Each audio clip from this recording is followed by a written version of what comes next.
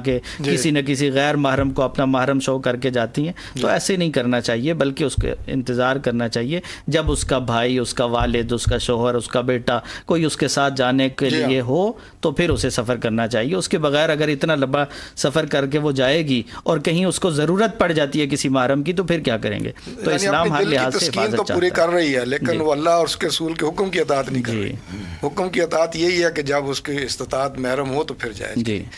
مولا بہت اچھی بات آپ نے فرمائی ہے، اور زاد راہ کے بارے میں جو اللہ نے کہا کہ بہترین زاد راہ تقویٰ ہے، تو آج کے اس دور میں جو ہمارے ہاں رزق کی ماشاءاللہ فراوانی ہے اور اس میں اکثر حلال و حرام کی تمیز سے مبرہ ہم نظر آتے ہیں، تو یعنی یہ نبی صلی اللہ علیہ وسلم نے دعا کی قبولیت کی جو مثال بیان فرمائی ہے وہ حرم کے اندر کی بیان فرمائی ہے، اور میں اکثر اس پہ سوچتا ہوں